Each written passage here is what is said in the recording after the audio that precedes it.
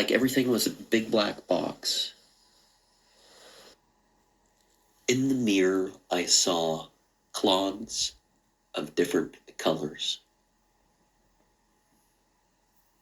There was a light yellow that either moved up in the sky or circulated in the sky.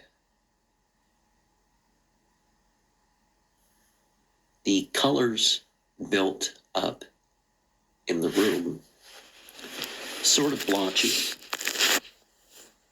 more towards the west, and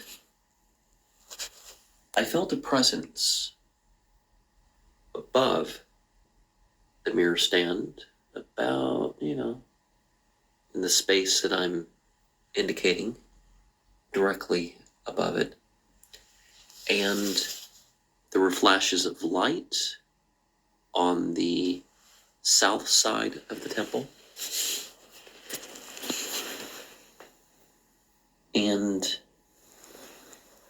I felt like a breeze go through me. And during the contemplative reading, which I'll talk about after I'm done relating, there was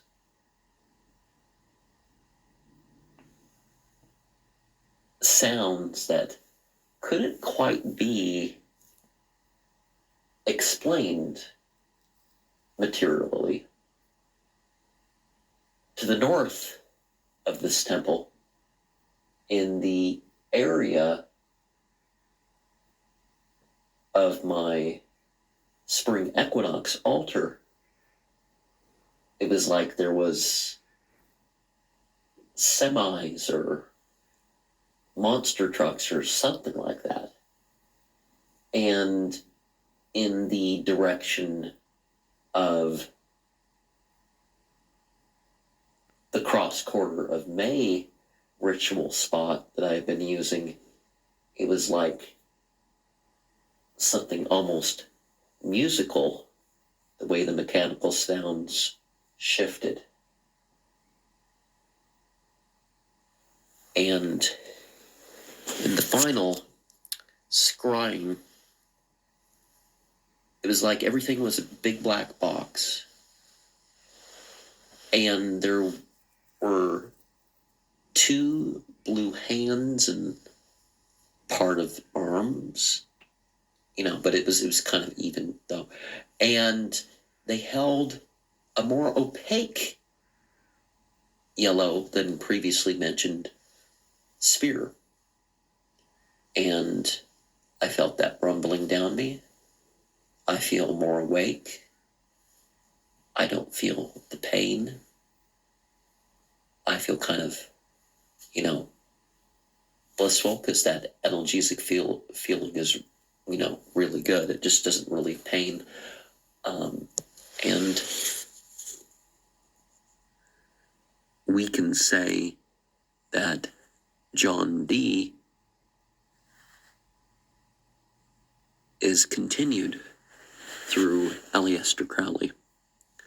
Some of the examples of the changing of the ages and the entities involved, Jason Liu could have mentioned some of the Anglorum Bonorum related stuff in particular to that, because there are explicit references in the diaries to that and some other issues that could be mentioned in the portion of the book that I'm talking about today, or otherwise. Aleister Crowley, his vision and the voice might have came out differently if it was, if he had access to more of the John Dee material than he did. But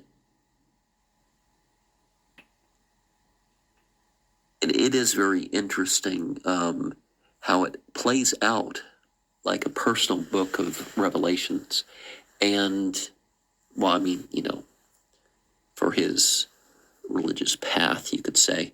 And his religious path, to summarize Aleister Crowley, we have somebody trying to sum up what's been going on religiously for the past few thousand years. And doing this as somebody with a Plymouth Brethren background, which makes him a dispensationalist, disciplinarianism, and text over clergy. So, these sources first. And so he puts it, so Aleister Crowley as the Satanist actually more comes off in the realm of, well, not as its total enemy, just like how the Christians say, okay, well, you had this and this and this, and this led to Christianity, and then it led to Protestant Christianity, and you know how that sort of stuff breaks down. And John Dee, it was sort of like the Rosicrucian before the Rosicrucians, and then again, so was Martin Luther, in a way, right? And he had this weird spelling of Babylon instead of with the Y,